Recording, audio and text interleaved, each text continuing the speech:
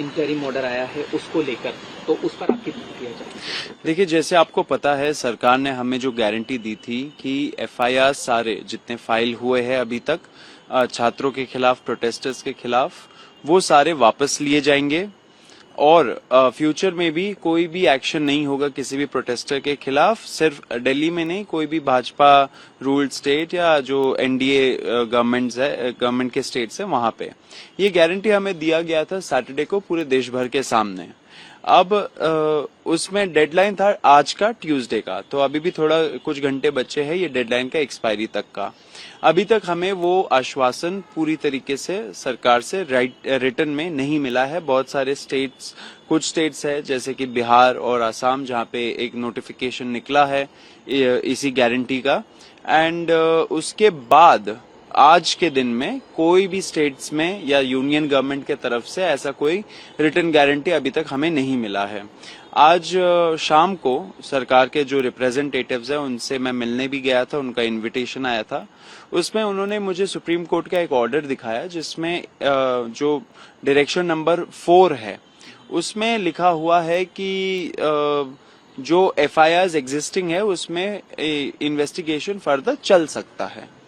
अब मुझे ये नहीं पता कि मतलब कि अब सरकार ने बोला कि क्योंकि ये है रिटन ऑर्डर सुप्रीम कोर्ट का, इसके वजह से मैटर सब जुडिस हो गया है।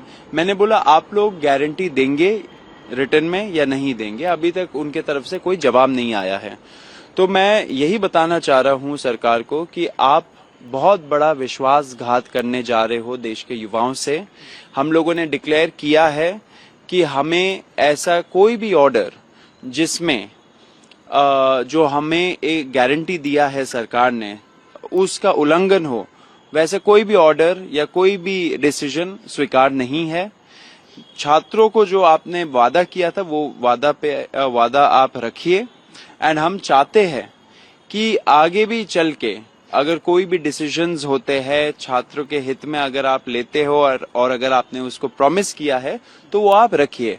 अगर आप नहीं रखते हो तो हम बता देना चाह रहे हैं कि हम लोग फिर से एक बहुत बड़ा प्रोटेस्ट का ऐलान करेंगे। दिल्ली में होगा, दूसरे स्टेट्स में भी होगा, एक तरीके से पूरा नेशन वाइड हम लोग फिर से प्रोटेस्ट करेंगे, क्योंकि जो छात्रों का हित है उस पे हम लोग काम करते रहेंगे। एंड जो जितने भी प्रोटेस्टर्स हैं जिनको टारगेट किया जा रहा है या फ्यूचर में जाके उनको टारगेट किया जाएगा, उनको हम लोग बचाएंगे, उनको हम लोग अकेला नहीं छोड़ेंगे। तो सरकार को मैं बता देना चाह रहा हूं कि आप ऐसा विश्वासघात मत करिए किसी भी युवा के साथ।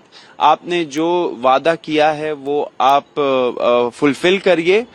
अगर आप नहीं करते हो तो फिर से छात्र एक बार रास्तों पे उतरेगा। क्योंकि मेरी जो आपसे बात भी हुई थी, आपने कहा था कि मंगलवार वो दिन है जब आप एक्सपेक्ट भी कर रहे हैं और ये शायद एक डेडलाइन थी कि आज तक शायद जवाब आना था जी। तो अभी हम ये समझे कि अभी जैसा कि आप कह ही रहे हैं कि अभी उधर से कुछ ऑफिशियली कुछ नहीं आया है।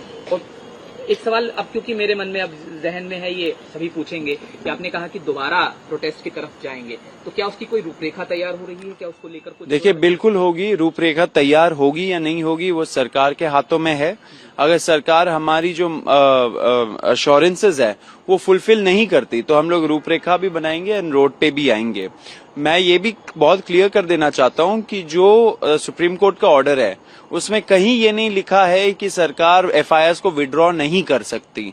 ऐसा कुछ भी नहीं लिखा है ऑर्डर में। सरकार इस ऑर्डर का झांसा देते हुए उसको वेपनाइज ना करे। सुप्रीम कोर्ट को पॉलिटिसाइज मत करिए, सुप्रीम कोर्ट के ऑर्डर्स को वेपनाइज मत करिए, क्योंकि ये बहुत बड़ी गद्दारी होगी युवाओं के साथ। तो आपसे यही, सरकार से यही रिक्वेस्ट है कि अभी कुछ घंटे बचे हैं, हमारे जो डिमांड्स है उस पर अपने अश्योरेंसेस दिया है उस पर आप कायम रहे। कोई डेडलाइन आप देना चाहेंगे कि इसके बाद, क्योंकि कुछ घंटे बचे? और साथ साथ मेरा सवाल फिर भी वही है जो शायद साहब पूछेंगे कि क्योंकि ये मामला सब जुडिस हो गया तो जाहिर है आपकी तरफ से कोई लीगल तरीके से भी इसमें कोई जवाब दे जाने की तैयारी होगी। देखिए, ये जो पिटिशंस फाइल हुए थे PILs, उसमें कॉकरोच जनता पार्टी या हम में से कोई भी उसका पार्टी नहीं है, लेकिन डेफिनेटली ये जो पिटिशंस है वो हमारी प्रोटेस्ट से रिलेटेड है।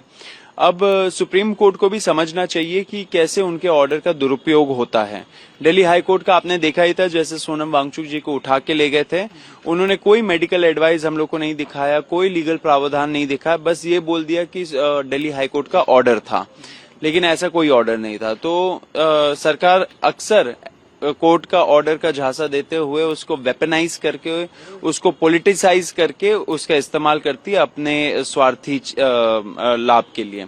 लेकिन ये सब चीज नहीं चलेगा। युवा देख रहा है, युवा समझता है, पढ़ा लिखा युवा है। कोर्ट को भी ऐसे इस्तेमाल नहीं होने देना चाहिए खुद को। तो आपके माध्यम से यही बोलना चाहता हूं कि कोर्ट में जो जजेस बैठे हैं उनको भी समझना चाहिए उनके साथ क्या हो रहा है, उनके ऑर्डर्स का कैसा दुरुपयोग किया जा रहा है।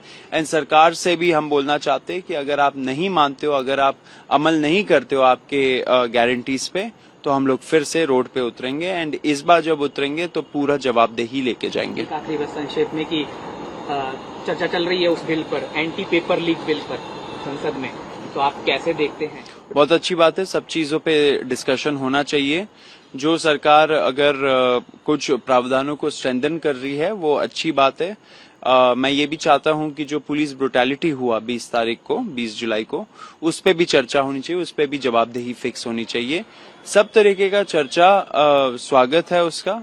एंड हमारा जो संसद है वो चर्चा के लिए ही बना है। कि इतने टाइम से चर्चा नहीं होता था संसद में, वो बहुत दुर्भाग्यपूर्ण चीज है। अब हो रहा है, अच्छी बात है।